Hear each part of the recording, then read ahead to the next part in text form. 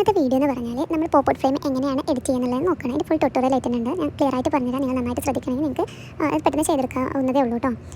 Pop frame എന്ന് പറഞ്ഞാൽ തന്നെ ഇപ്പോൾ ട്രെൻഡിങ് ആയിട്ട് നിൽക്കുന്ന ഒരു ഫ്രെയിമാണ്. അപ്പോൾ നമുക്ക് ചെയ്യാം. അതിനായിട്ട് ആദ്യം ഇൻഷോട്ടാണ് എടുക്കുന്നത്. ഇൻഷോട്ട് എല്ലാവർക്കും അറിയാലോ, പ്ലേ സ്റ്റോറിൽ പോയിട്ട് ഡൗൺലോഡ് ചെയ്താൽ മതി കേട്ടോ. അത് ഫസ്റ്റ് തുറക്കുമ്പോൾ തന്നെ ഇങ്ങനെ കുറച്ച് ഓപ്ഷൻസ് ഉണ്ടാവും. അതിൽ നമ്മൾ കോളേജ് എന്ന ഓപ്ഷനാണ് സെലക്ട് ചെയ്യേണ്ടത്.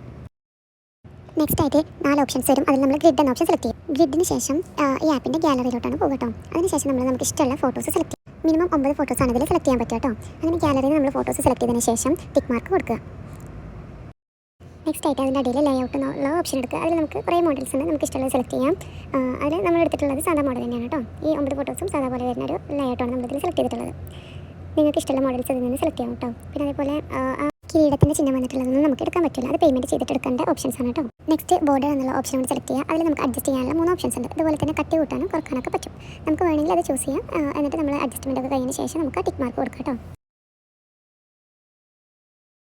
ഇത് കഴിഞ്ഞതിന് ശേഷം വരുന്ന പാർട്ടാണ് നിങ്ങൾ സ്ക്രീനിൽ കാണുന്നത്. അതിന് മേലെ ഒരു ആരോ ഉണ്ട്. അതിലേക്ക് ഡൗൺലോഡ് ചെയ്തെടുക്കാം. എന്നിട്ട് നമ്മൾ ഗാലറിയിലേക്ക് അത് ഡൗൺലോഡായി എത്തിയിട്ടുണ്ടാവും. അതിൽ നിന്ന് നമ്മൾ ആ ഫോട്ടോ സെലക്ട് ചെയ്തതിന് ശേഷം നോർമൽ ഫിൽറ്റേഴ്സ് ഉണ്ടല്ലോ, അതിൽ പോയിട്ട് നമുക്ക് ഇഷ്ടമുള്ളൊരു ഫിൽറ്റർ സെലക്ട് ചെയ്യാം. പിന്നെ ബ്ലാക്ക് ആൻഡ് വൈറ്റ് വേണമെങ്കിൽ അങ്ങനെ സെലക്ട് ചെയ്യാം. പൊതുവേ ഇതിന് ബ്ലാക്ക് ആൻഡ് വൈറ്റ് ആണ് കൊടുക്കാറ്. അപ്പോൾ നമ്മൾ മോണോ എന്ന് പറഞ്ഞിട്ടുള്ള ഒരു ഫിൽറ്ററാണ് കൊടുത്തിട്ടുള്ളത്. നെക്സ്റ്റ് നമ്മൾ പിക്സാർട്ടാണ് എടുത്തിട്ടുള്ളത് കേട്ടോ. പിക്സാർട്ട് ഓപ്പൺ ആക്കുമ്പോൾ നമുക്ക് വരുന്ന ഒരു ഫ്രണ്ട് പേജാണ് ഇത്. അതിൽ നമ്മൾ സി ഓൾ എന്ന് പറഞ്ഞിട്ടുള്ള പ്ലസ് ഐക്കൺ കണ്ടില്ലേ, അതിൽ നിൽക്കിയതിന് ശേഷം നമ്മൾ എഡിറ്റ് ചെയ്ത് വെച്ചിട്ടുള്ള ആ ഫോട്ടോ സ്ക്രീനിലേക്ക് കൊണ്ടുവരിക. അതിൽ പോയതിന് ശേഷം അടിയിൽ കുറേ ഓപ്ഷൻസ് ഉണ്ടാവും. അതിൽ നമ്മൾ ആഡ് ഫോട്ടോ എന്ന് പറഞ്ഞിട്ടുള്ളൊരു ഓപ്ഷൻ ഉണ്ട്.